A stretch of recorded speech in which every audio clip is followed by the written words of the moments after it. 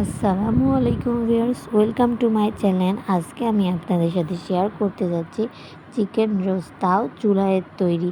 চলুন তাহলে শুরু করা যাক কিভাবে আমি মুরগির রোস্টটাকে রান্না করি। সর্বপ্রথম আমি মুরগির মাংসগুলো পিস করে ভালোভাবে ধুয়ে লবণ দিয়ে মাখায় নিয়েছিলাম। মাখাই দিয়ে চুলার উপরে তেল গরম করে নিয়ে তারপর চিকেনের পিসগুলো ভালোভাবে ভেজে নিয়েছি। কোনো রকম কাঁচা রাখা যাবে না, কাঁচা থাকলে চিকেন খেতে অতটা স্বাদ হবে না। এই দেখুন আমি কত সুন্দরভাবে নেড়ে চেড়ে ভালোভাবে বাদামি করে ভেজে নিয়েছি। ভেজে নিয়ে এই দেখুন আমার ভাজাগুলো প্রায় শেষ, অলমোস্ট। এই পর্যায়ে আমি কড়াইয়ের উপর তেল দিয়ে ভালোভাবে গরম করে নিলাম তেলটাকে। তেল গরম হয়ে গেলে এখানে আমি পেঁয়াজ কুচি দিয়ে দিলাম। পেঁয়াজটাকে কোনোভাবে কাঁচা রাখা যাবে না, কাঁচা রাখলে রোস্টে খেতে অতটা স্বাদ হবে না। পেঁয়াজটাকে ভালোভাবে ভেজে নিতে হবে।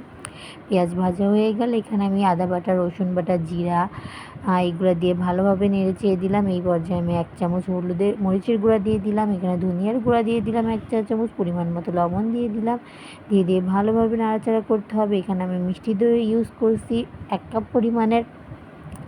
ভালোভাবে মিষ্টি দইকে অবশ্যই ফেটিয়ে নিতে হবে, নাহলে মিষ্টির দইটা কড়াইয়ের উপর দিলে ফেটে যাবে।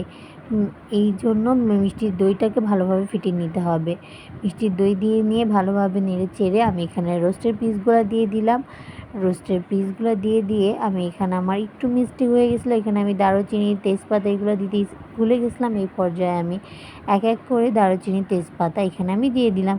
আর ফ্লেভারের জন্য আমি এখানে মরিচ দিয়ে দিলাম, গোটা মরিচ, তাহলে সুন্দর একটা ঘ্রাণ আসবে। এই কারণে আমি মরিচটাকে দিয়ে দিলাম।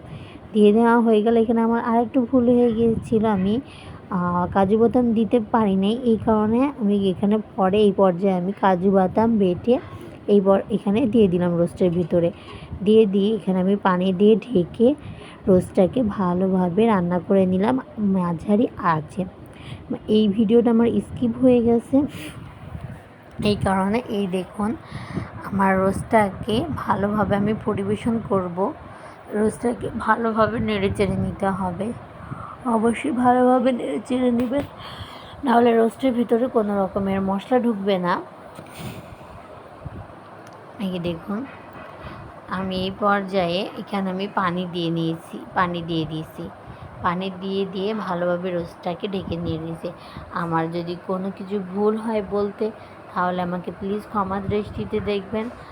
আর আমার চ্যানেলটাকে সাবস্ক্রাইব করবেন, লাইক, কমেন্ট, শেয়ার করবেন। এই তো আজকের ভিডিওটা এই পর্যন্তই। এই রোস্টটা একবার আপনারা প্লিজ ট্রাই করবেন, পোলাওর সাথে সার্ভ করবেন। রোস্টটা খেতে অনেক মজাদার। আজকের মতো এই পর্যন্তই। আল্লাহ হাফেজ।